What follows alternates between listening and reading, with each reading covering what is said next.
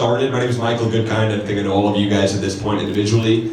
And I really appreciate everybody being here. This is kind of a brand new idea that I came up with. Parker Van Dyke has been the backbone. Kind of things transpired in an amazing way where he just so happened to end up back in Salt Lake City. I didn't necessarily catch the break I wanted, and I decided to start my own thing. And here we are. I started Goodkind Network because I love broadcasting so much, and I decided to start my own network. And Parker came on board, and he's been amazing, and we organized this event. And we honestly would like to start doing monthly to weekly events here at Kiln would be amazing. And I really want to start to kind of expose the incredible sports community we have here in Utah, in Utah Valley, in Utah County, and Salt Lake County, and Davis County. I want to start to Cache Valley for my girlfriend back there. Gotta represent. I really want to start to expose the great basketball and hoops and athletic community we have out here because it's phenomenal. So, Goodnight, Goodkind. I want to start a live series. We'd love to do a March Madness episode. I think the idea is the more that we do these, the more people we can bring in. I'm just grateful that we have the people that we have here. So I ask that we get as loud as possible. So for our live stream, this could look awesome when I introduce the guys. But again, this is an event that we'd like to do.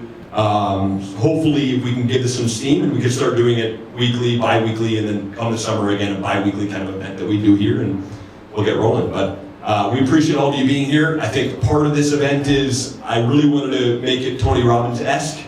So I wanted to kind of start with a sentiment of some kind without being too preachy, but I think with the four guys we brought out here tonight, I really wanted to talk about the idea of stick-to-itiveness and passion.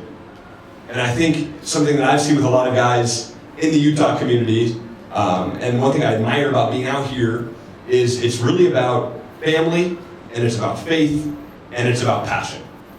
And all four of the guys here tonight have that to them. And I really admire that. I think when you have guys and you have people in life, it's really easy to get caught up in the rough patches and the bad breaks and the setbacks.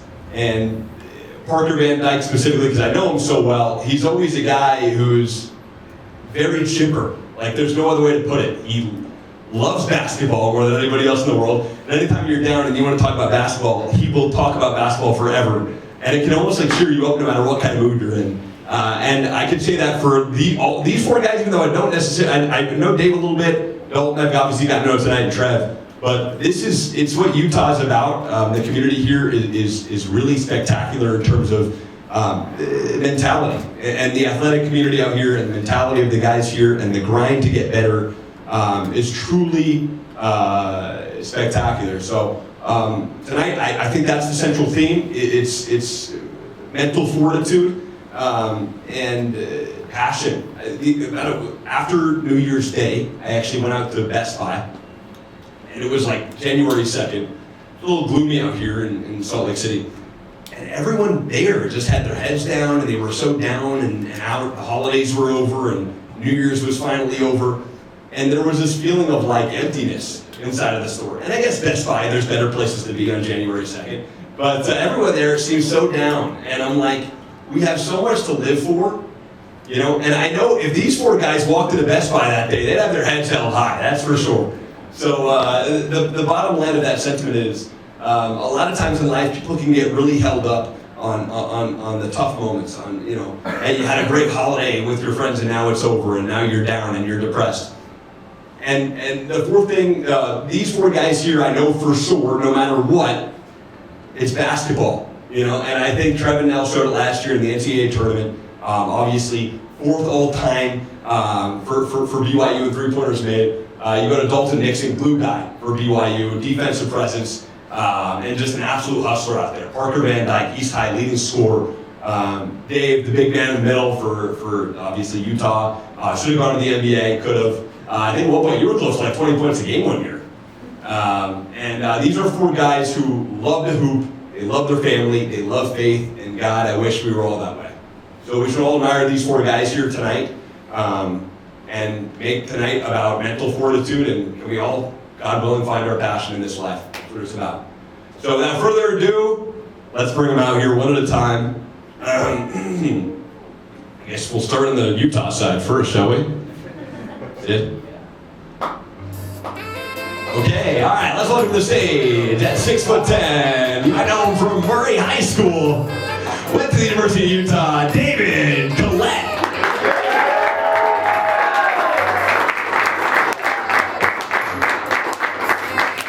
And at guard, East High's leading scorer. This guy bleeds red in every single sense of the word. He's a Leopard, but also a Ute and a legend here in the state of Utah. My partner in crime, Parker Van Dyke.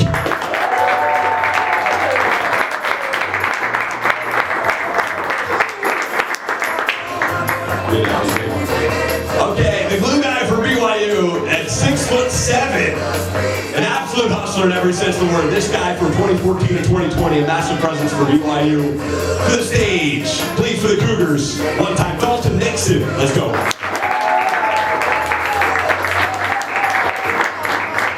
last but not least, a major presence for Brigham Young University. Again, 4th all-time three-pointers.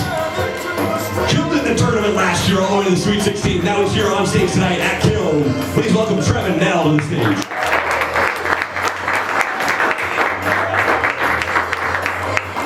I might need that water, by the way. I'm like a little parched over here. Wow. Give me a second.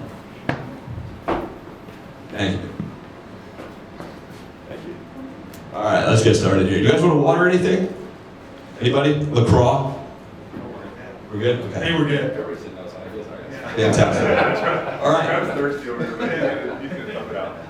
So part of this was we want to highlight guys in the Utah community. Like I said, we'd love to do a March Madness edition to this. But the theme of this one, like I said, is passion. And there's a ton of passion in the BYU-Utah rivalry. This weekend, BYU-Utah facing off again. Utah hasn't necessarily had the year.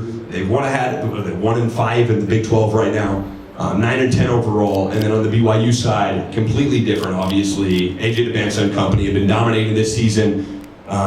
They came off winning against TCU. They just lost against Texas Tech, but they've been phenomenal, obviously. So two kind of different flip sides of the coin here, where you guys have seen dominant years for Utah. You guys have seen some down years for BYU, and now it's vice versa.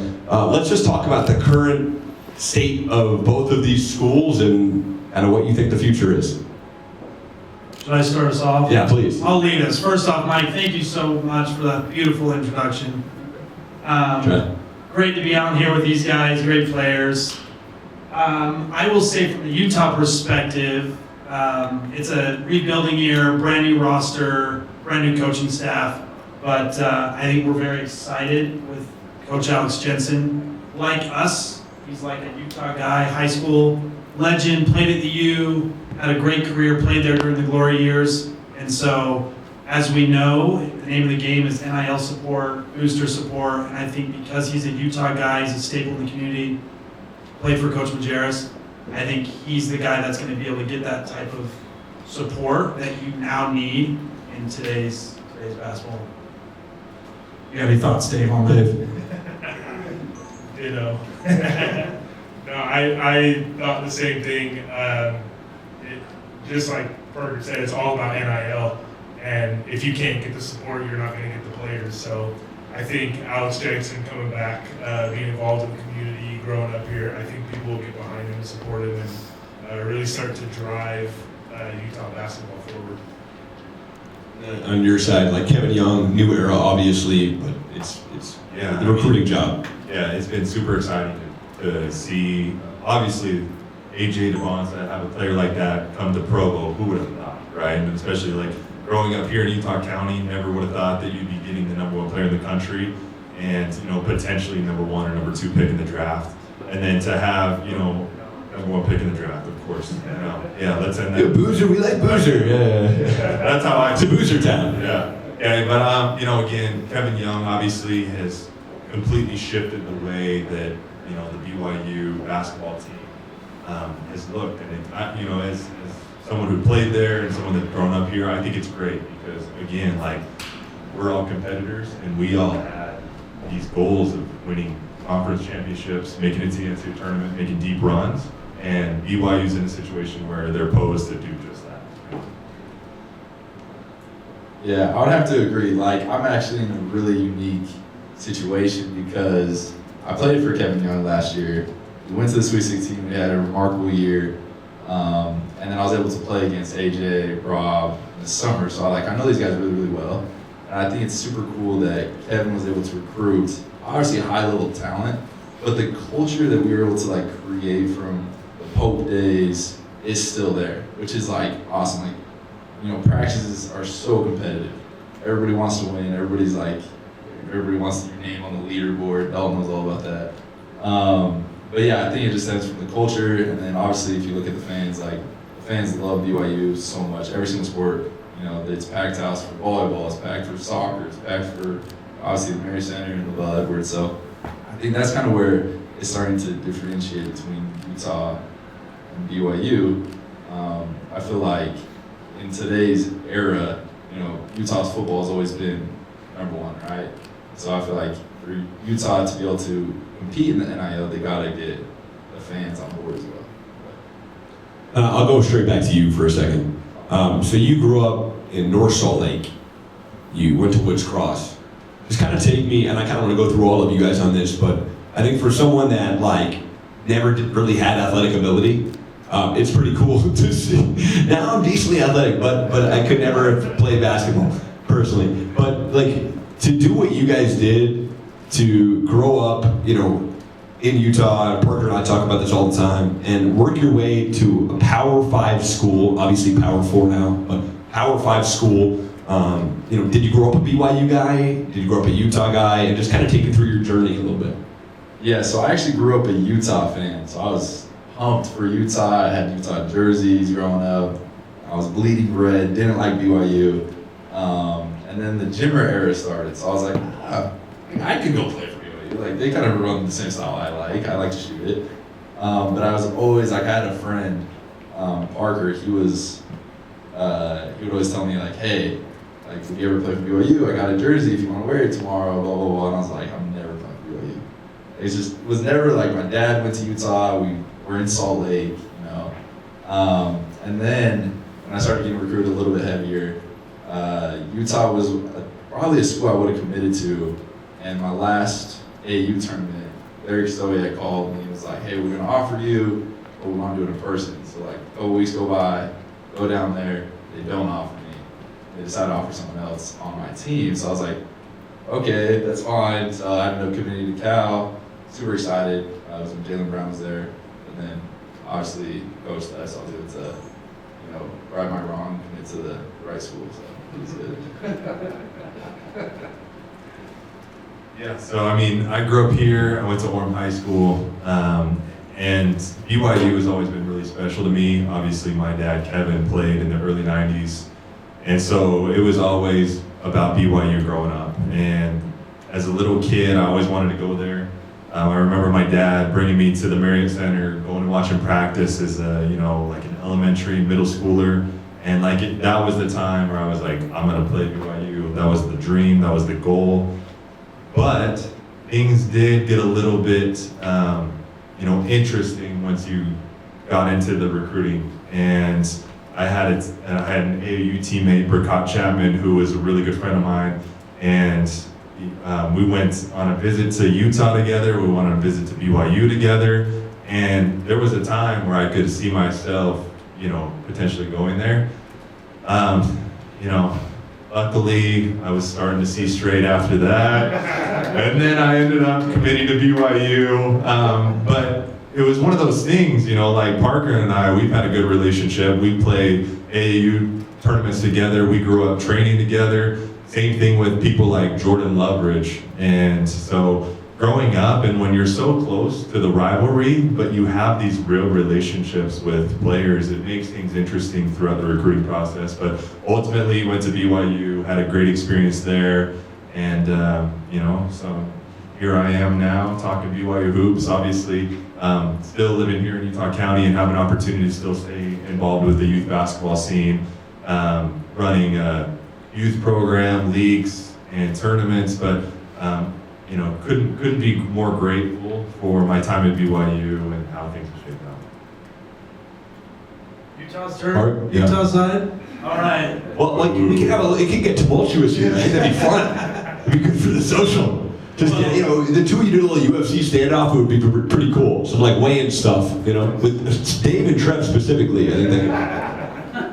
I have been on the straight and narrow for my whole life until about 15 minutes. So obviously grew up in Salt Lake, huge Utah fan, went to all the football, basketball games. And yeah, I think when you grow up going to the games, you envision yourself being on the court. And so I always envisioned myself being a Ute, playing in the Huntsman Center, and it was a big family thing that we would do.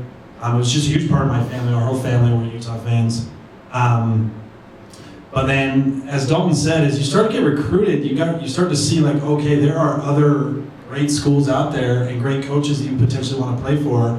And I remember my sophomore year of high school, my very first college recruit, my first call from a college coach was Coach Lacombe from BYU, who Dalton may have played for a little bit. And I was like, oh man, like, okay, because you don't know if you're good enough to ever play, but then when you get that call, you're like, all right, this could be a reality. And for about 15 minutes, I was like, maybe I could play for BYU. But then Jonesy at Utah State called me, and I was like, oh, I'd play Utah State over BYU.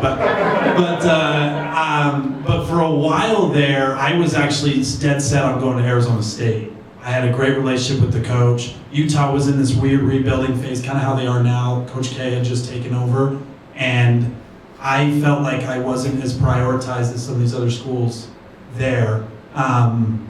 But then that changed, and I had some moments in my life where I felt like Utah was going to be the best place for me, not only as a player, but for my life beyond basketball. And it really has enhanced my life in so many ways.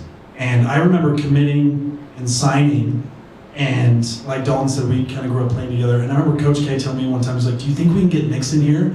And I was like, I know he's a BYU guy, but I think we got him. Like, I think we got him. And then the next day, I think Dalton committed to BYU. So, but I love my time at Utah, and it was such a great experience. Love playing with Dave, and yeah, there's so much more to say. I'll save it for the rest of the time. But Dave, I think was a BYU fan growing up. No, 100% Utah fan growing up. My dream to play there, end of story, we're done. You can move your chair over to the side if you like. Yeah, look, I don't remember this, but my parents just showed me something I wrote. I don't even know what age it was, but I wrote it as a kid that at school we had blue and red day, and I chose blue for BYU. But I claim innocence. That's my parents' fault. They led me astray, and I didn't know better. I was too young. So, I played at Murray. I honestly didn't even take basketball that seriously playing through high school. I was just doing it because I was freakishly tall and was good at it. So I was having fun with it. I actually got a phone call from a coach of an AU team, and he wanted me to join their team and play with them. And that was, I think he called me after my sophomore year of high school, and so I started playing with them. And then the recruitment process started. I was like, oh man, this could be a real thing. So recruiting was a little weird for me because I wasn't really that good. So schools were kind of reaching out to me, but weren't that serious about it. So I had a lot of schools reach out, but I actually never went on one official visit to any school, which is kind of crazy. But I did have BYU calling me. They wanted me to come. But interestingly enough, they would only offer me a scholarship if I didn't go on a mission. So we threw them out the window because we all know that Utah's got a school anyway. So. But yeah, then after that, I had Weber State that was on me heavy, but they wanted to do some funky gray shirt stuff and wasn't interested. And then again, Jonesy contacted me from Utah State and built a really good relationship with him. I thought he was awesome, and I did go up on some unofficial visits up there and went to some practices with the guys and really loved it up there. And my time was kind of unique. I actually played AU basketball after I graduated high school, and that was the time that Kristoviak just took over at the U and was rebuilding, and I had already committed to Utah State by the time he started recruiting me. So with my relationship with Jonesy, I felt I wanted to stay loyal and go to Utah State. So I actually ended up at Utah State, redshirted there a year, went on my mission, came back and played a year. Then we had a coaching change, so I decided to transfer. And because of that relationship I developed with Kristoviak early on, I felt comfortable making the change in Utah after that. One interesting thing about the four of you, and again, I'm from the East Coast, so we'll get more into that in a second, but you're all from Utah and you all went to school in Utah. Like, just talk about what that was like for you, because obviously you're really passionate about this state. So what was that like to stay in this state and play basketball here? And then we can start with you, Dave. And then we can shoot back over to Trev and we can do it that way this time. Again, I'll go back to what I said. I didn't really have any other offers. Utah State ended up being my only offer coming out of high school, so I didn't really have a choice. So. Well, were you excited to get to stay in the state that you're from? Yeah, absolutely. Definitely excited to stay. Wanted to stay close to home, and I think that was another big bonus was transferring to U was to be even closer to home, just to be around family and enjoy that experience with them. Yeah, so when I committed to Cal, I was pumped, but it was almost like, I always tell them, like, my parents almost kind of pushed me a little bit to commit there, because it was Pac-12, Power 5, and then when the coaching change happened, I was like, oh, this is a blessing in disguise. BYU called, I was able to meet Jimmer there, kind of rolled out the red carpet, it was super fun, committed to BYU. And so I think the fact that you're from Utah, you get to play in Utah, and you play in a rivalry too with BYU versus Utah. It's so crazy because you have, I had teammates that I played with in AAU on the other team, and it's just those lines get blurred. You're just I do not like you guys. It's just, bragging rights happening throughout the year. But it is something special to be a kid from Utah, to stay in Utah, kind of represent the state a little bit, especially in the Sweet 16 last year. It was super fun because, everybody kind of writes off BYU. I feel like sometimes they write off Utah just because we're from this state. And I feel like that's just changing so many ways. I feel like Utah's kind of becoming a powerhouse state, football, basketball, volleyball, all these things. And it's super cool to kind of put the state on notice a little bit. I think it's been awesome. I'm super grateful for BYU and the time I had, kind of like Paul said, to be there. Mackie, we'll come back. Dalton, let's get to you. It was a March Madness question. We'll make that next. Yeah, let's go. Okay. Yeah, so I think one of the most interesting things for me was growing up in Utah County, and then during a time in the early 2010s where you had Lone Peak being really, really good on a national level with Eric Mika, Nate Emery, TJ Haas, all committed to BYU. I'm playing with these guys in the summers and have an opportunity with an offer to BYU. I think that's really unique, and I would love to see it get to that point where you can almost have high school and AAU chemistry and relationships that can carry over to college. And that was the conversation for us. I'm a freshman, sophomore in high school getting recruited, and we're all talking to each other about how cool would this be, right? Let's go to BYU, let's keep doing this thing together. And ultimately, that was a big reason that I wanted to go to BYU, was I wanted to play with guys that I had already played with and have that chemistry. And, so that's, I think, a unique opportunity growing up here in Utah, being able to play with and against people who are going to be playing at BYU, playing at Utah. It would be awesome to do that. Yeah, I think it's such an honor, and it really is a blessing that I hope that none of us take for granted, the opportunity to grow up and play in the same place where you grew up, because there's so many kids that want that, and for whatever reason they don't get that opportunity, and so it definitely adds to the pride of your team, because it's more than, I remember at Utah, I was more than just playing for my teammates, for my coach, but it's for my state, for my hometown, for this representation that's so much bigger than that. So Utah for me wasn't just another university. It really meant something to have Utah across my chest. And so playing in the BYU game, it's the game I grew up watching, wanting to be a part of, and now I'm in it.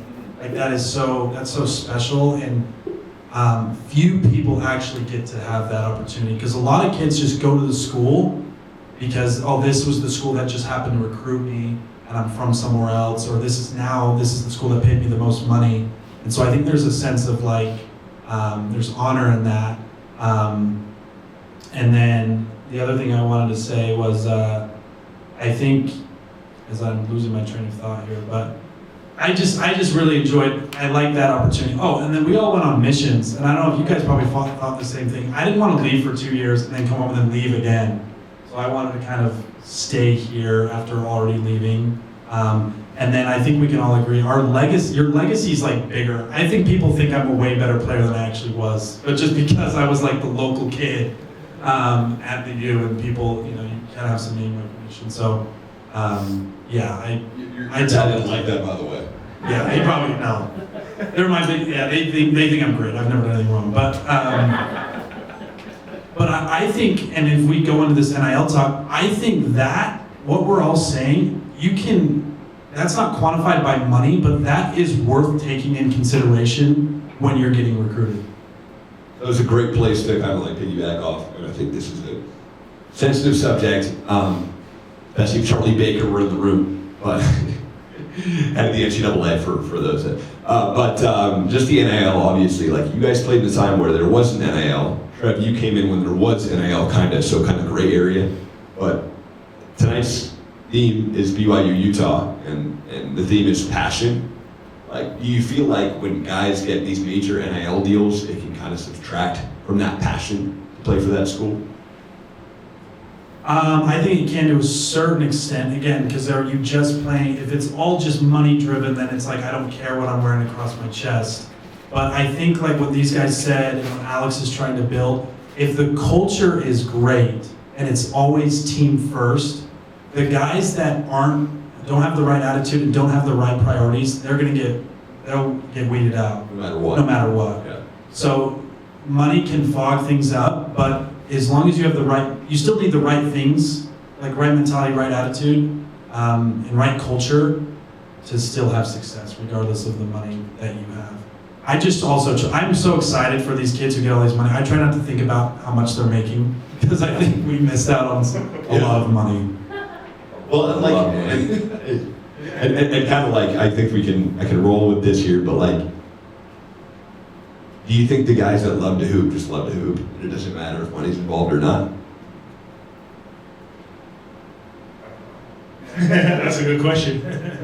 I would hope so. I mean, there has been a shift in the younger generation that I've seen, but at the same time, like, getting to the collegiate level to play D1 sports is not easy, and these kids put a lot of work. I mean, we know we did it, right? These kids put a lot of work into their game, and if they didn't love it, they wouldn't be doing it.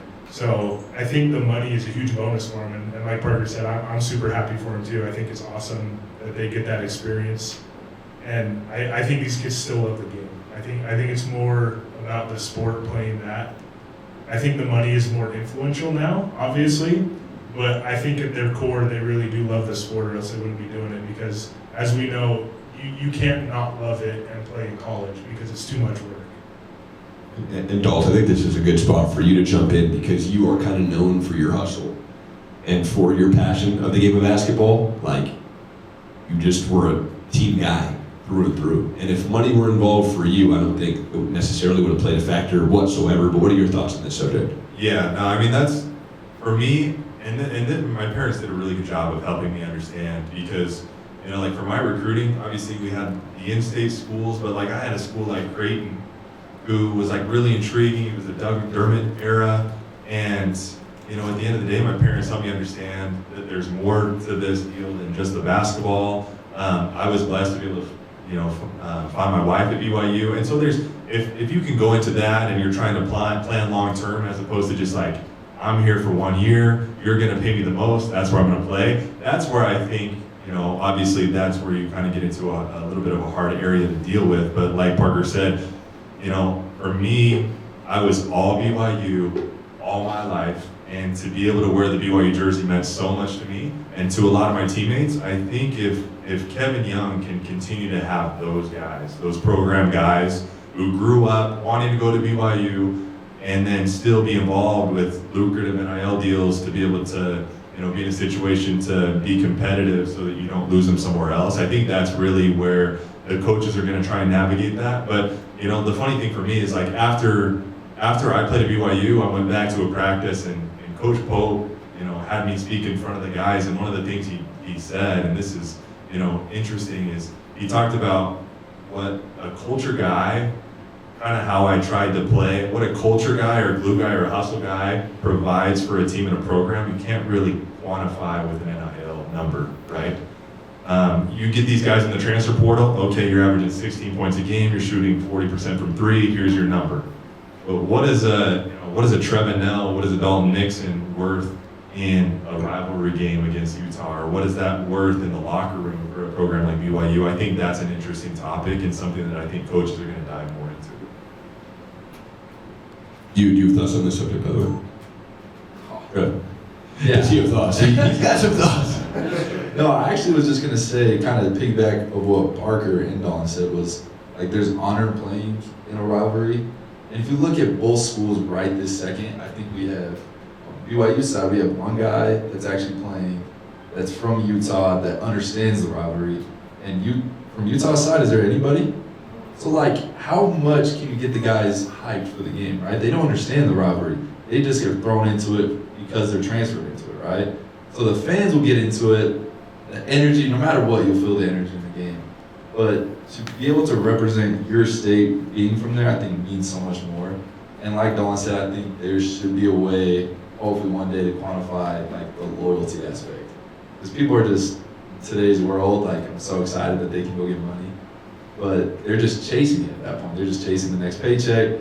Like, I wouldn't think twice if Rob right after this year throws his name in the transport just to, even if he wants to come back to BYU, just to get more money, right? So I think there should be a way to be able to get paid and like still have loyalty for the program you're playing for. And I think we just got to figure that out in the NIL era, because loyalty, I think, means so much more. And to be able to bring guys back, you can just grow a program to the next level. And the rivalry means something more, right? You play 1 year, come back the next year, it's like, oh, it's on, right? But then every year you're gonna get new guys coming in, turnover, and hopefully we'll have some guys that stay that can be able to understand the rivalry. But even last year, KY, he didn't really understand it, so he had to bring us 4 guys that understood. He's like, all right, so what does this mean for you guys? And we're trying to tell all the other guys how big of a game this is, not just for the school, but for the fans, the community, and everything. So I think the rivalry is still there. I just think the impact that the guys have just isn't as much because they're just not from here. And even though schools don't like each other, like you guys definitely want each other to be good, right? Like there's no one like, I want Utah to be good because I want to kick their butt, right? Like, yeah, 100%. Like even I've been watching even the Utah basketball, and like when you play against each other, you obviously want the game to be like, if they're ranked, you're ranked, it's so fun, right? Yeah. But at the end of the day, you want Utah athletics to succeed. So I'm watching Utah basketball all the time, and I'm like, oh, hopefully they win this next game, and so it's been fun to both root for them. Plus, like we said, like we played AU basketball with some of these guys. So I'm like watching, Hunter Erickson, Brandon Carlson back when they played for Utah, and I'm like, oh, I hope you guys crush it. And then when we play, I hope you don't play as well, right? Like, it's just like, it's a fun little thing, but you always want the other school to succeed just because it just means more for the state. Yep. I do want to say something that Trevin brought to my mind. I think if BYU this year might be an outlier, but if you look back in both programs' history, the most successful teams in each program have the same recipe. It's this foundation of culture guys that understand where they are, understand the rivalry, understand their program where they are, and then you add talented pieces from outside to supplement that. So I always think for Utah, I think a recipe for Utah is you need to try to get some of the best in-state players in your program, because they create your cultural foundation. Now, they don't have to be your best players, but you need those guys to create that culture in the locker room. And then you add Andre Miller, you add Keith Van Horn. So you get Alex Jensen, you get Drew Hansen, you add those two. You get Dave Collette, you get Tyler Ross, and then you add Kyle Kuzma. And that's the recipe for like success, I think, for BYU and Utah. And you look at the Jimmer years. You have Jimmer who's from outside of Utah, but you got Jackson Emery, you got Brandon Davies, Trent Playstead, Idaho kid. But you get these guys who understand, and I think that's, looking back, those are when the teams are at their best, is when you have those foundational cultural guys. And so my hope for Utah is in the NIL world, they can still do that. And they can, because those guys are going to stay. Dalton wasn't leaving. I wasn't leaving. And you need guys like that to continue that culture. Or else it's just going to turn into like free agency professional basketball where it's a different team every year. And fans don't want to see that. Fans want to, I know from the Utah perspective, there's three things that a Utah basketball fan cares about. One, beating BYU. Two, player retention, seeing the same guys a year and going to the NCAA tournament. If you do those three things, Dave and I didn't really do those three things. But Dave and I won a lot of games. We won 20 games every year. We were top 4 in the Pac-12 every year. But sometimes Utah fans look back at our time and they're like, oh, we weren't very good. But it's just really those three things. You got to make But you still competed? And retention. Sorry, I interrupted you. But you still competed to make it to the Pac-12 tournament. You might have lost the Pac-12 tournament, but like you still got to the Pac-12 tournament every single year. We always got like everyone goes. Well, everyone goes. We got a buy in the tournament. Yeah. We got a buy. I don't mean to downplay. But there's a playing element. I don't mean to downplay what Dave and I did because we did have great careers and we had great teams. But I'm just saying, like, I think just my point is like that player retention and getting the same guys back every year is huge, and so you need those cultural guys. And as we talk about our personal rivalries, as we talk about the rivalry games we played in, I actually want to hear the thoughts. We can go into that right now if you want to. Talk about rivalry games? Well, yeah, I wanted to hear these guys' thoughts on one rivalry game that I was a part of. Yeah.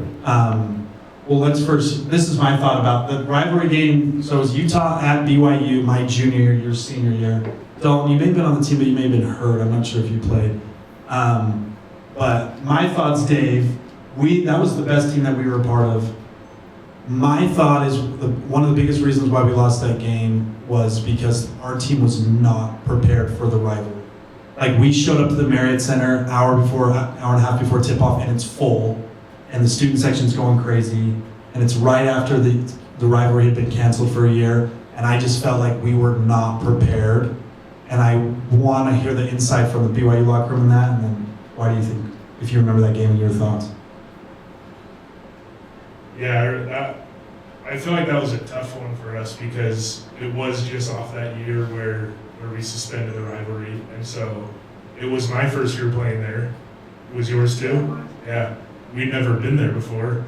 And we had plenty of guys, that weren't from here, didn't understand.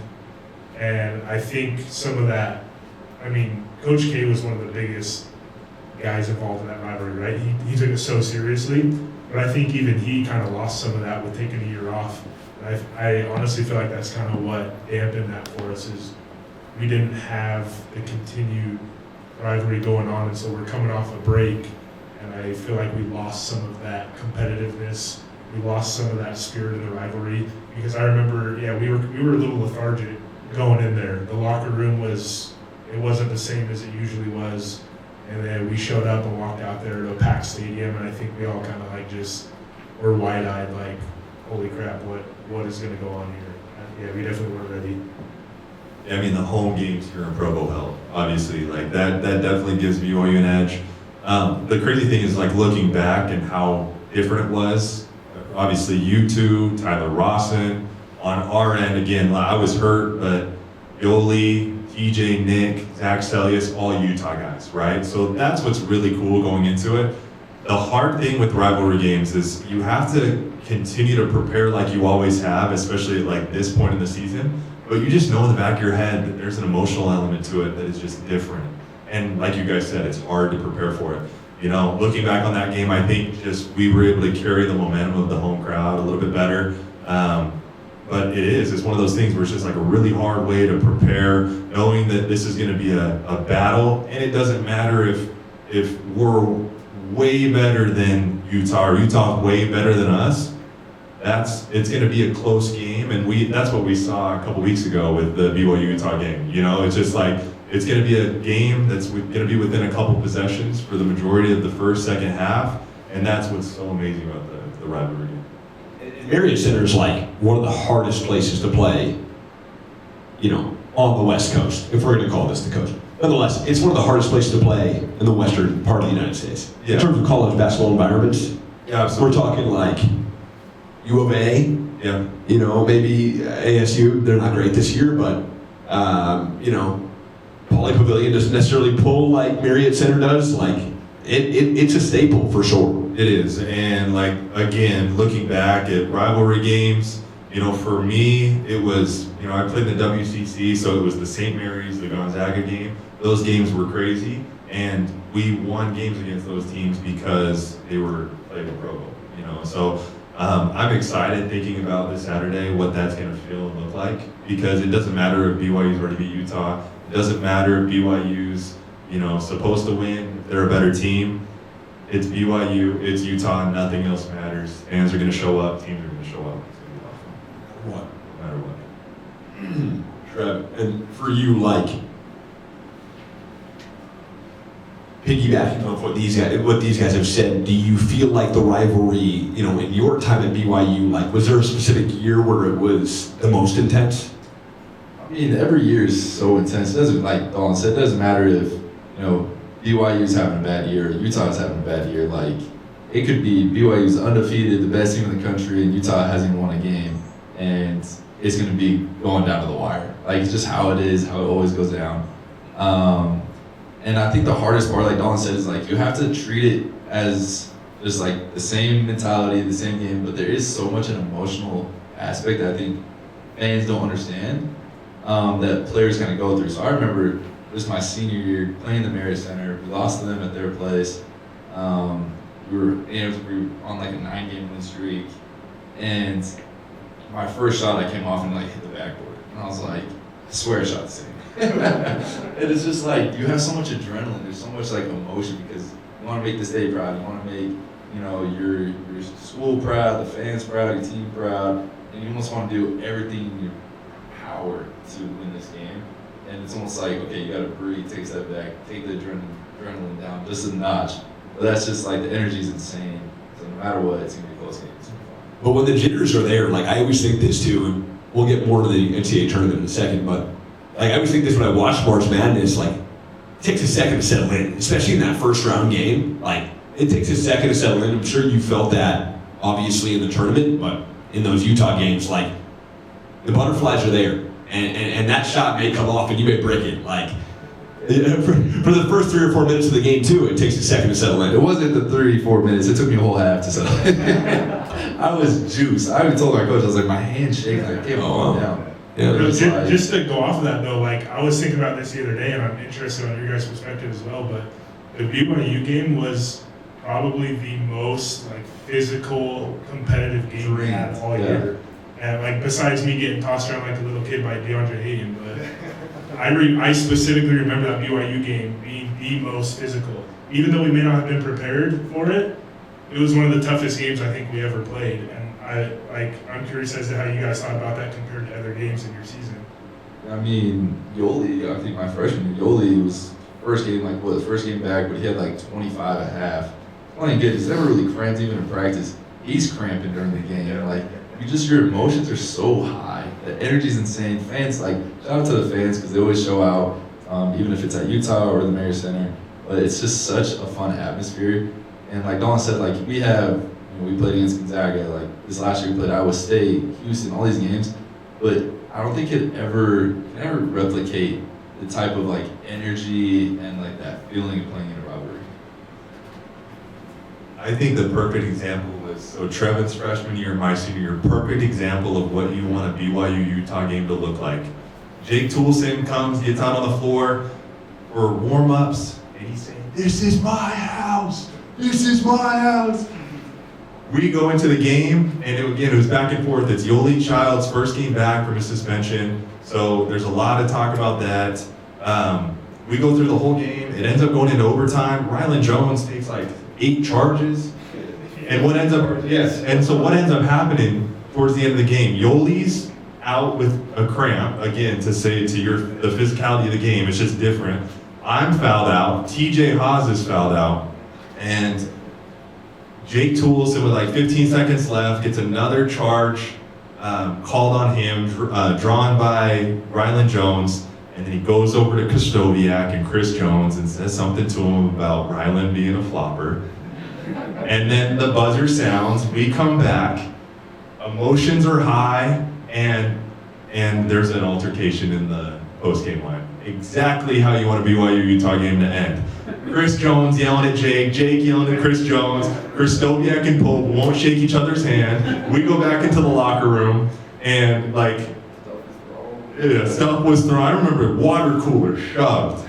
I remember Coach Pope's post-game interview right outside the locker room. He said something. He said he was like, "This what it was about the refs, right? Is that the one?" He was just like, he was talking about the refs, and he's already kind of like, he knew you can't say anything to the refs, so you can't talk bad about them.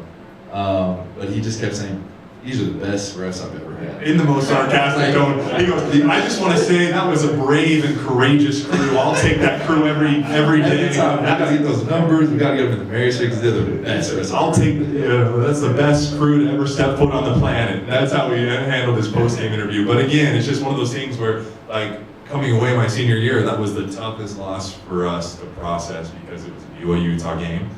But in those moments, you learn a lot about yourself, and those games, like, they really propel you forward. And so that's why I love that BYU and Utah are back in the conference together, to be able to see each other twice a year. For me, it was just, we were in the WCC, Utah was in the Pac-12, we were playing each other once. But every year I can go and I can pinpoint a BYU-Utah matchup in my career as like a turning point in the season. It revealed a lot about where we were, and if both programs do it the right way, it helps them moving forward. I gotta ask this too, this is a Utah question. I get it from the Northeast, we're more explicit out there. So I would say the words exchanged at a BYU-Utah game are probably different than a UF-Miami game, no? Do you want to answer that? You need to go to like a church ball game, Mike. And Your opinion of Utah will change real quick. No, I mean, it's just one of those things where emotions run high, and I think everyone has an understanding. But I mean, there's some words that you don't want fans to hear, you don't want BYU to hear, but it happens. I think too that people can kind of understand is what the words the fans would say on court side. Like, if we want to get to what the players say, the fans, you might have a different idea of what Utah is too. I think BYU fans, for the most part, is just like our student sections is so nice. We're just like, if they do the starting lineups, they always say hi to the starting players. Yeah, we're really, really nice. Like, yeah, we're very just cordial, I feel like. But Utah, on the other hand, can get very feisty.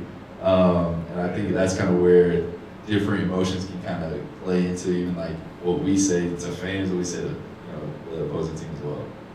it's ruthless for sure. So I'm trying to think.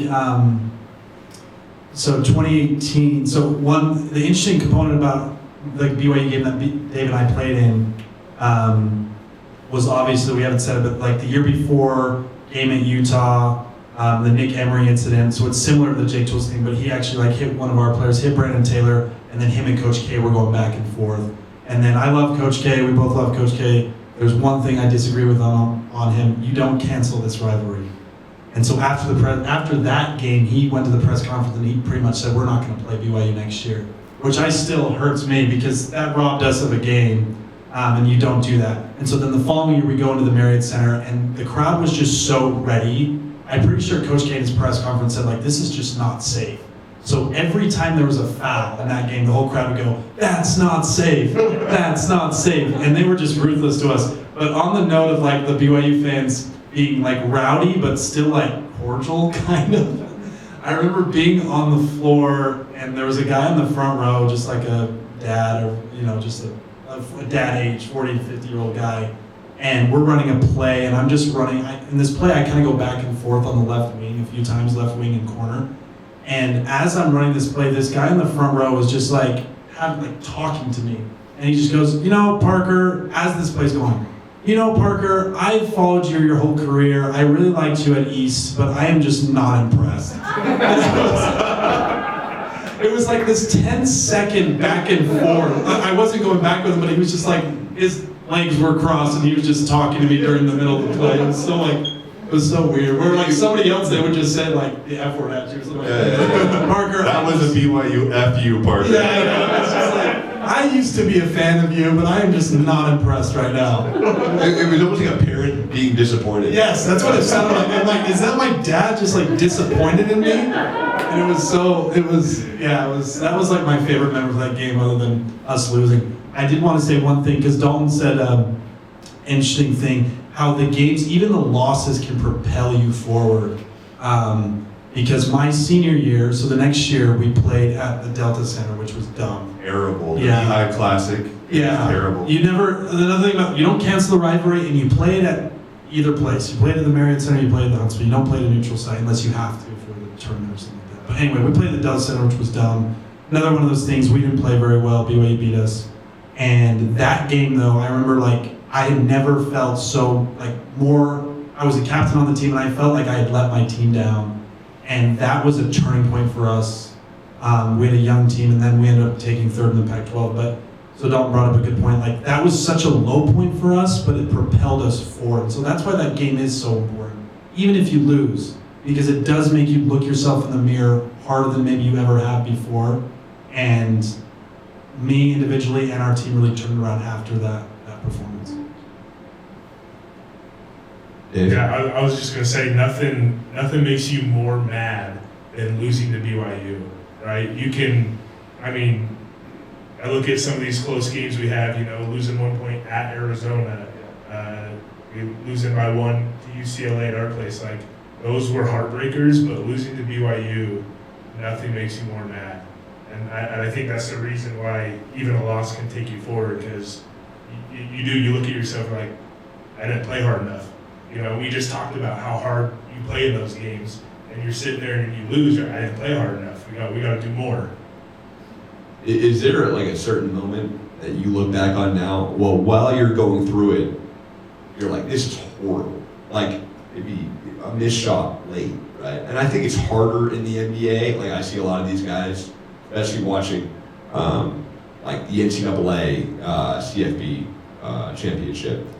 The QB makes a bad throw late, or Caleb Williams, for example, with the interception in overtime in the playoff game. Right? That's a hard moment, especially when you're at that level of limelight, because you make a great play in that moment, like the 4th and 4, and everybody loves you, and then the overtime period, and you throw a pick, and you are hearing it from not only your teammates, or you're feeling for your teammates, but the entire city of Chicago hates you. You guys didn't necessarily have to deal with that level of pressure, but was there a moment where you might have felt a ton of pressure, but it did propel you forward?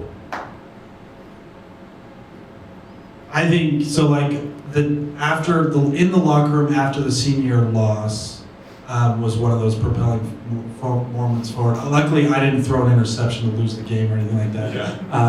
But yeah, walking out of the Marriott Center was rough after a loss for sure. And again, it just makes you want to be better for the rest of the year. Also realize how quickly you want to get out of the Marriott Center. And that's how I felt at the Huntsville Center my senior year. I was I've driven from Provo to Salt Lake a million times, back and forth, and that was the longest drive from Salt Lake to Provo back home. And that's the hardest part. One of the things that was interesting for me was before my mission playing in the Marriott Center against a dang good Utah team my freshman year. They're a top 15. They come into the Marriott Center with DeLon Wright, Jakob Poeltl, Kyle Kuzma, Brandon Taylor, Dakari Tucker. They had a squad, and they put it on us. And I was a freshman on a team with Tyler Haas as a senior, Kyle Collinsworth, and I remember for those guys, that was the one, right? Their senior year, you lost the Utah game at home. but I was able to learn as a freshman and how they responded. Again, it's like same thing with Parker losing as a senior. It's like those moments you take so hard upon yourself, but you can only respond with saying that I'm going to commit myself even more. So I mean, that's just one of those things where it's just like I think the losses they're more humbling than any other loss we'll have all year. I think I have another interesting situation. So I did throw the pick. So we were playing at Utah my senior year, and I was playing pretty good. I shot the ball pretty well there, and then I wasn't in the game. Like 6 minutes left in the game, I was out. Coach puts me in the last minute, maybe 30 seconds left in the game. Drop a play, or Richie, and I'm the second option. We're down by, I think, one or two. And Jake Walling runs right through my chest, so I'm like, oh, I'm just gonna fall down and get a foul right here. Little did I know we're in the bonus. So the ref calls a foul, I'm at the free throw line. And I just remember, it's a rivalry game. This is what you dream of as a little kid. Like, you're in your backyard, probably, you have the seconds, 3, 2, foul. You go to the free throw line, in your backyard, you make misses, you pretend like there's another couple seconds left. I wish that was true, But I missed the 1-on-1, and I remember the whole stadium just like let the whole team down, and they just kept chanting. And so we ended up losing, right? That one. And so I remember every practice I was the last one out shooting free throws, hundreds of free throws. So I was like, it's a free throw, Trevin. You're the quote unquote the shooter on the team. So that was super, super hard. But it was cool because if we talk about mental toughness and like mental performance, I think we could have a whole discussion on mental performance and just like people, social media will come at you, people will come at you all the time. But the next team played Colorado, technical happens, Coach Young goes, Trevin, go shoot the free throws. So the fact that like Coach Young was able to like continue to have that confidence in me, I shot really, really well at Colorado. And then the team, like, you have to kind of bounce back, kind of turn the page, because I was a captain last year. So I couldn't just be like down in the dumps at practice, and all that. But it was super cool to be able to, like you said, turn the page. And I really think that Utah game, losing there the way we did, propelled us to win the next 9 games.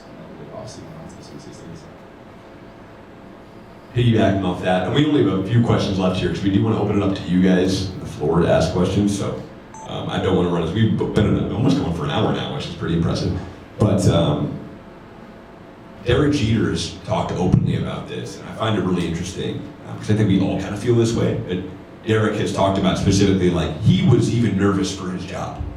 Like, Derek Jeter, like the captain of the Yankees, 5-time World Series champion, was nervous for his job at points because, hey, I'm in New York. Like, one mistake, there's a guy who wants my job right behind me, and there's another guy behind him who's just as good as, like, almost as good as I am, right? So is there that feeling of pressure when you're playing, at a Power 5 school, and especially, in a state of Utah that loves sports? Derek doesn't have to go to sacrament meeting the next day. That's the tough thing. You gotta go to church the next day and hear about it. Yeah. It's good. I would say, like, yes, because in today's era with social media, like, I got like death threats after games. Like, it was just insane. Like, people obviously bet money, and they'll be like, I put my mortgage on your line, you suck, blah, blah, blah, go kill yourself. Like, it was just crazy, nasty stuff that I had to delete social media. I let my wife kind of just take over it. Yeah. And that actually helped my mental game. But then obviously, if you don't play well, there's always that next guy in line that's like coming for your spot, right? And it's just kind of how it is. Like, if you want a good team, you're going to battle every single day in practice. You have to bring it every single day, because if you don't, and someone else is, then the coach starts looking that way just a little bit more. And you play your whole life to be able to, play in front of these fans, play for your school. So I think, like, I always talk to Richie. Like, Richie's a huge example, because Richie's really talented, but he's more talented because of how hard he plays. Like, everybody talks about, nobody really says, like, oh, Richie's skilled, blah, blah, blah, blah. It's Richie plays so freaking hard that it's like hard to take that guy out of the game. So I think, yes, there is a component of someone's coming for your job in a way, but then also the component of, sacrament meeting the next day, everybody's gonna be talking about you. Yeah. Well, and there's an interesting there's an interesting part of the rivalry that we don't understand as much as players, which is the coaches, right? Because just as much as like we want to win, the coaches, like, they have their jobs on the line too, right? And especially being in a place like Utah or BYU, like, if you can't beat Utah and you're the BYU coach, or you're losing to BYU every year and you're the coach of Utah, like, that's another amount of pressure that the players don't have to deal with, which is something to think about. Mark and I talked about this too. It's kind of like, Of the game and how important it is. And so I know one thing Utah football does is they bring in alumni to talk to the team about the game. And that's something I didn't think we did a good job of. Again, like I said, I think my last 2 years at the U, I just think so much of our team wasn't ready because they didn't understand the nature where the BYU guys did. But my freshman year, I thought we did do a good job of that. And I have a funny story to go on with that. So my freshman year was before my mission. It was like off the heels of the Jimmer mania. So BYU was kind of king of the state. We were rising through the ranks of Utah, and we hadn't beat them for a while. And so we came in really hungry. And we're watching film, and I'll say Coach Connor. I won't say the player he was talking about, but Coach Connor's a guy who understands the rivalry because he played at Utah. And so we're watching personnel, and he's like, we're watching Kyle Collingsworth and Tyler Haws, and he's like, I've got all the respect in the world for these guys, that these are great players. This is what we're going to try to do against them. And then he comes up to another guy, and I won't say his name here, but he pauses the film and he goes like this. And he goes, and I'll keep it PG, but he goes, I swear, if this spaz scores 1 point against us, you're all cut. And he goes off for like 10 minutes about this. And then he goes on, he like completely stops watching, going over the film, and goes on to talk about the history and the legacy of this rivalry. And that's where I think a junior year DeLon Wright goes, okay, this is important. This is another level. And so then he comes out and he dominates. We end up winning that game, and it was a great moment, one of my favorite moments. And I actually hit a 3 over this guy that he was talking about. And I should frame that picture and send it to Coach Connor for him. But I just think, and I want to hear the BYU guys side. So that was the only game I won versus BYU, and I thought it was just because our team was ready because we understood the nature of it. What was the locker room like, and like the team going into the game? So for you guys? One thing that absolutely blew my mind once I was at BYU, like as a freshman, 2 weeks before the Utah game, we're doing pre-practice scout of Utah sets. We have two games on the schedule before Utah, and they were already scouting Utah. That was one of the things where I was just like, okay, like this is different. They wanted us to get Utah's scout in their plays. They wanted it in our heads. And then the game, or the days of the week leading up to Utah, you could feel the anxiety of the coaching staff just in practice, just the intensity of every single drill. If you miss a block out, you're done, right? And all of a sudden, you got these dumb 19, 20, 21-year-olds, they're like, what's your problem? And it was just like, it's Utah week. That's how they approach practice, and so having coaches, having players that have been involved, like I think of someone like Tim Lacombe, who hated Utah, right? He was on both sides of it, but when he was at BYU, like he was one of those guys that was just like, you could just tell, like he didn't have a smile until the end, until after we beat Utah for that whole week. Or someone like Purge, who played at Utah and now he's coaching at BYU. He was coaching at Utah and now he's back at BYU. It just means more when there's players and coaches that are involved that have been in the rivalry. And I think like people don't understand, like fans and even players, that there's like even incentives for the coaches to win. Like they have bonuses for their paycheck. They have other things that they want to that could help them financially if they win. So there's that perspective. But I just remember like Bell said, if you miss a block out, like you're running stairs. Like it meant so much to them. You miss the simplest assignment, and it's like you're getting yelled at to the point of like, okay, this guy hasn't slept in like probably 3 days. Yeah. I think just the coaches get everything ready. And I remember last year we had coaching on, like it was all of our film session was just a Utah picture, and And then he had each of the people that played in the rivalry speak about how important the rivalry is. And then Coach Young brought it up. He's like, I don't want you guys to do it for like anybody else except for the guys that are from the state. Like, go play for them at least.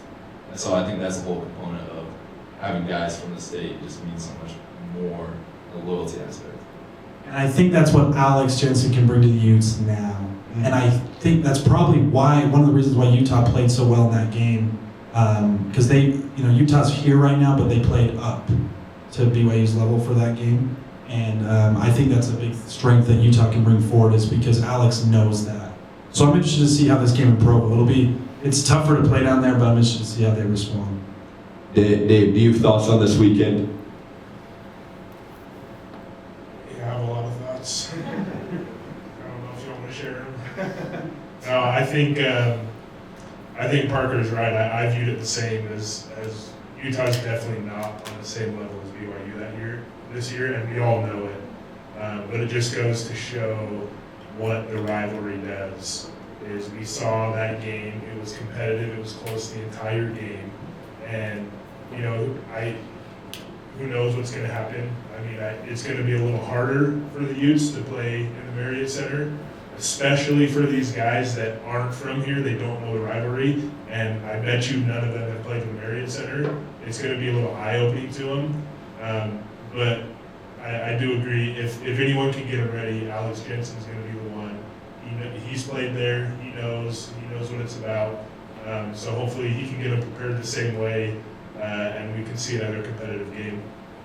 Do we want to do like a Fox NFL prediction, by the way? Like Strahan, that line, I don't know. It might be rough. Utah 100, BYU 100.5. Yeah. You're our underdog. You're already predicting a lot. I put money on this, so don't let me down. No comment. All right. Bart, do we have any thoughts for the weekend? Let's. Do we go to questions? We open up questions. I also got some questions from social media. Yes, I had one question for Trev. Go ahead. I think this would be a good moment to tease the March Madness edition we'd like to do. But just talking about what that was like to make a Sweet 16 run. You were damn close to the Elite Eight. Talk about that experience. What was it like to be in the tournament? And how does it compare to playing in a conference tournament or even just regular season? Yeah, I don't even think like you can compare it, right? And I think it was so cool that it was almost in our backyard with it being in Denver. Yeah. And that's where Jimmer had his historical run. It's when they went really far. And so it was just super cool to play in an arena like that. We played in the Nuggets arena, right? And it was awesome. It was super, super fun. We had, kind of jealous, it's like we had a home game, really. Like we had so many BYU fans there. And then to win the first game was awesome. My favorite game probably of all time is the Wisconsin game because it was electric, like how it all played out, down to the wires, like exactly what March Madness is. And we ended up coming out on top. Tracer throws it off the backboard, dunks it. It was so cool. And then to go against a really powerhouse, high-octane offense with Alabama was awesome. I would love to have a full conversation about Tony Padilla, but we can do that another time. And it was just like they shot, they broke the record, so with most threes in the game. Yeah. So it's like nothing you can really do. So the way to go out is like perfect. Is like you lose by 5, it's like, oh, what if I made that shot? What if I did this? But it's just kind of how the cards laid and how they fell. But it was super fun. Like I wish every single person could experience it because it's like once in a lifetime experience to be able to feel the type of energy. Like we were pumping up the song. Cincinnati plays it all the time. It's so funny. We'll have to play it sometime. But we would play in the locker room. We're all jumping. Coach Young's doing the Dougie. Like he's doing all sorts of things. We got a nutritionist doing like dancing in the circle. Water's going everywhere. And then we were just this close. Some calls kind of changed the momentum of the game. Could have been a Elite Eight playing against you, but it's super fun, and I hope BYU can replicate it this year. Okay. Mark, social media questions? Do you want to jump in? Yeah, let's see. We got some good questions here from social media. I can take it in the crowd. Anybody, Mr. Nixon, you got a question? I'll bring the mic over to you as Parker is pulling up the questions. Yeah, I've got questions now. If Kevin has a question first, we'll go there. I just kind of went over to him, but. Yeah, thanks for putting me on the spot, by the way. Yeah, Mr. Nixon, The anytime. question I have is for each one of you. There's a lot of pressure on this one. You have a child that is good enough to play college sports. Would you allow them to play for the rival? Oh, great question. I'd like to hear this from Dalton, actually. Curious if I need to invest. So I'll say to my dad's credit, being a former BYU player and having me go through the recruiting process, he didn't. It was never like I don't want to see you at Utah. Like he helped me understand that there were pros and cons to both sides. I would love to see my children go to BYU because it was such a great experience for me. But again, I would hope that I would have the same approach that he did, which was this is a big decision and want you to own it. And so appreciate your support. You did lead me to the right school, so hopefully I can do that. Mike's high level right here. Honestly, like, if I had a son and my son was debating between, like, he wanted to go to Utah, I think that would be hard. But if it was You're a Utah if it was a different sport, for sure. Like, I'll even wear it. Like, I'll wear a red shirt, probably not the U on it, but I'll wear a red shirt. But if my son is doing it, like, we'll go to a different school. We'll go back east. We'll fly somewhere. What if it's his only offer, We'll go to junior college and figure something else out. Yeah, I think you got to allow them to make their decision what's best for them, because obviously what was best for you might not be what's best for them, and the situations might be different. Who the coach is, what the team, what kind of player you are, what kind of dynamic you are. So I agree with Dalton there, and I think so that was something my parents did to me. They didn't put any pressure on me to go to anywhere. It was my decision. I can't. I grew up going to the BYU baseball camp every year, and I would wear my Utah gear. It would be very hard for me to wear anything else, or wear some BYU. But Dave has 4 boys, so this may actually happen in the next 10 years, 5 years, 5 years. Park, you just gotta put it on, and I promise you, you'll start feeling different. It's like an Iron Man suit, right? Like, you just put it on, you feel powerful. I don't think so. Start to throw up. Yeah, I mean, if I did have a kid that were to go BYU, I would establish very early on that I will be cheering for Utah in the rivalry. No questions asked. I mean, honestly, you got to let your kid do what they want to do in the end, and if he wants to go to BYU and have them pay for his schooling, I'm all for it. Any other questions out here before we move on to social media? Anybody? Bueller? Want to go to the social questions? Let's go with social media question right here. Okay, this first one, let's see, what's a good first one to start with? All right, this first one is for Dalton. Was there a Utah player? Who's it from, by the way? This is from Kate Herrick. Oh, okay. Kate is a friend of the program, a friend of Goodkind Network. Kate asked, Dalton, which Utah player, if any, did you want to fight during a game? Which Utah player did I want to fight? Yeah, could I say coach? Because I've got a handful. No. The funny thing is, I remember your senior year, I think I got into it with Timmy Allen a little bit in a jump ball. That was probably the closest thing. But I'll kind of piggyback on that senior year game. I love Ryland Jones to death, but it just got to the point where it was He was just falling down. He was getting brushed and he was falling down, and that was the closest I ever got to wanting to just punch a dude. But I do love Ryland. I've known him since he was a little guy. My dad, Kev, he coached him in AAU, and we love the Joneses. But again, once you cross the lines there, anything can go. Was he was flopping? Yeah, he was definitely. It was. I don't even think you could call it flopping though. It was a Oh. whole other tier. Wow. It was a performance. It was a performance.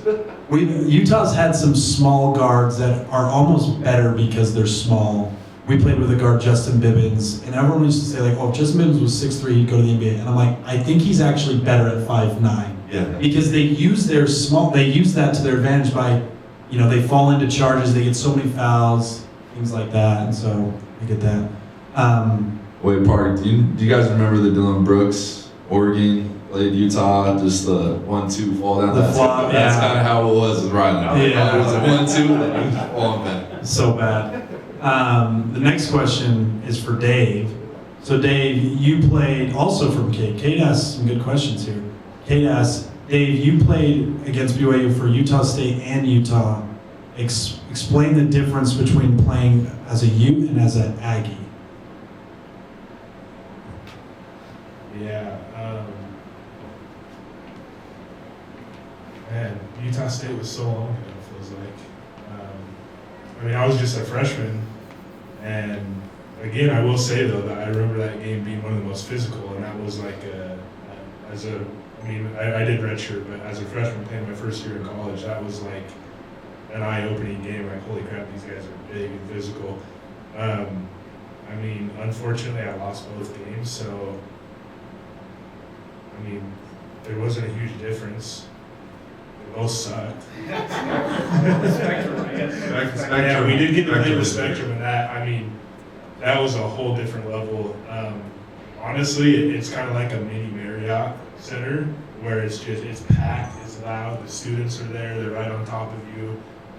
It was an incredible environment to be able to play them at home.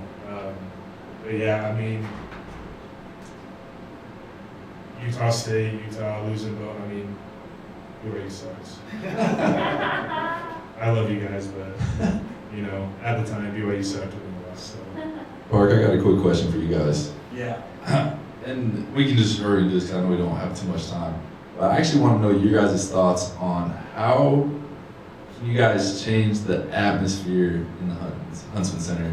Not just for a rivalry game, but just in general. Because He's calling out the must right now. Yeah. I just think Utah, football, you guys pack it, right?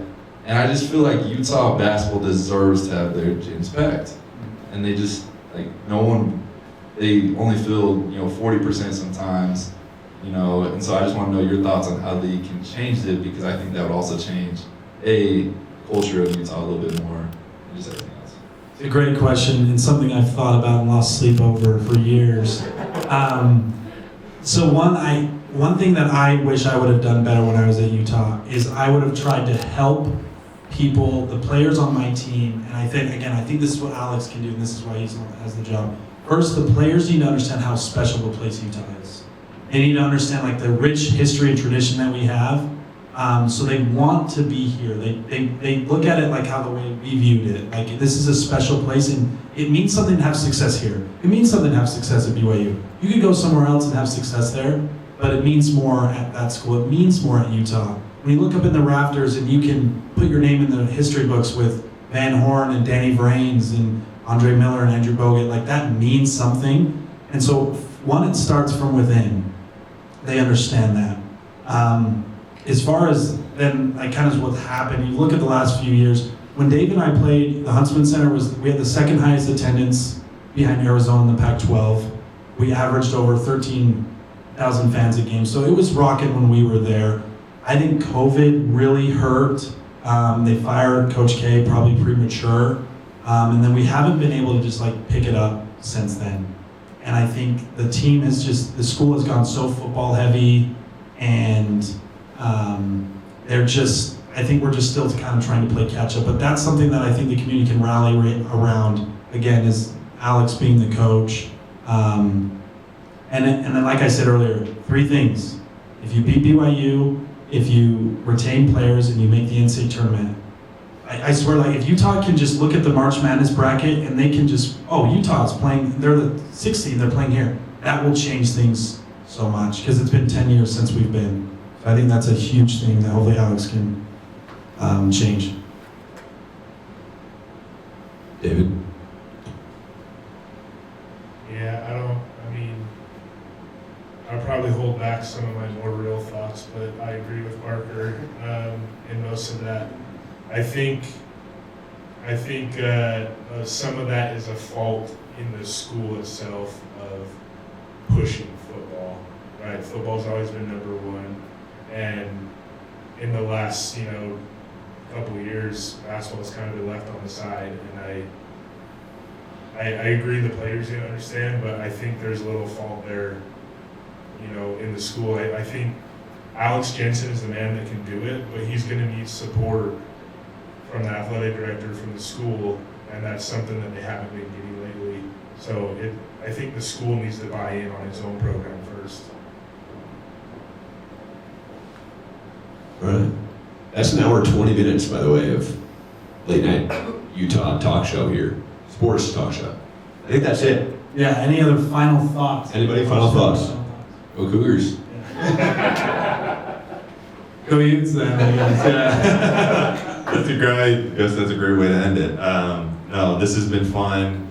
I think just to wrap things up, I think that the rivalry is better when the state of Utah is represented as far as the players, the coaches that are involved. To Coach Jensen's credit, assigns a kid out of Orem, Simeon Sugataraga. I've had the chance to coach him. It's great to see the local kids that get signed and get those opportunities. Evan Young doing it with a couple of kids here at Timpview, Will Openshaw, Dean Ruckert. So it's going to be fun to see for years to come, how it goes. But, hopefully both programs, like Trev said, BYU and Utah are at their best when both programs are successful. And so, again, hopefully BYU can continue to make this run, and hopefully Utah can turn some things around. And I'm glad we're back in the same conference. That's one thing I think we long for. It was a weird time during the rivalry when we were there, but when you're in the same conference, because the games now mean a little bit more even then, because now you're competing for conference rankings and championships and things like that. So I'm excited for the future. I'm excited for Coach Jensen, his culture, and everyone to buy in. And as long as Utah, I love the fact that we're getting Simeon Sugataraga, and it was cool. Mike and I did the Orem-Timpview game, and it was BYU versus Utah in high school. So got to prioritize the best in-state kids and try to get them to the U. Yeah, I think the rivalry is great. I think we get a little different perspective as players being on the inside, where we get to see a different side of the rivalry. We kind of hate each other, but then we're also, sometimes we're friends with people on the other side. So you get to play with your friends on one side, so you can hate them for a little bit, but then you can be friends with them after. And the fans just hate each other till the end. So they keep it going. But at the end of the day, like we talked about, when we're playing each other, we're going to hate you, but we also want the success of the Utah schools no matter what. Yeah, I guess I'll just finish it off by saying go Cougars again. And this has been awesome. It's been fun, and I think the rivalry, like we said before, it's awesome when both schools are doing so well. So it's going to be fun. It's going to be rocking on Saturday. Thank you for having us, and this has been great. Yeah, we appreciate you guys. What did you say? Go Utes, he said. Go Utes, okay. Thank you for the reiteration there. Yeah. All right, let's hear one more time for these guys. They're fantastic. David, Parker, Dalton, Trevin, you guys are awesome. Thanks for being here. We'd like to continue doing this, so please, if you guys can help support the cause of Goodkind Network and Goodkind, we'd appreciate helping us spread the word. We want to do this more, again, on a monthly basis, so please help us. We do have a link to donate. If you would like to donate to the cause, we'd appreciate it very much. If not, we understand we're just happy you're here tonight. We love you all. Also, huge thanks to Mel McCorvey in the back who will put this all together. She's awesome. And our Brendan, our photographer, Sam, our videographer, thank you so much. They're going to make this look sexier than ever, so we appreciate that. Yeah. And my girlfriend, Sydney, thank you so much. She did the music here, so she does. Sydney's in charge of the aesthetic here with the chairs, so, all right. Yeah, fantastic. All right, everybody, we'll see you next time. Thanks for being here, and Goodkind out. Thank you.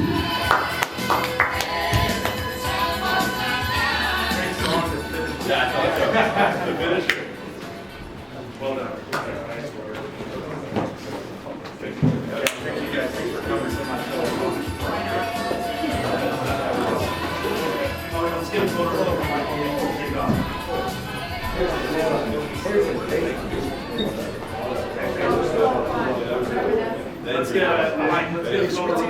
Hey, it's great stuff. Thank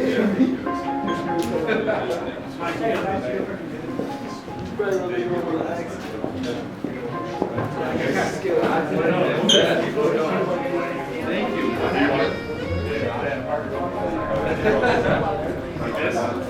What do you want? BYU on the second?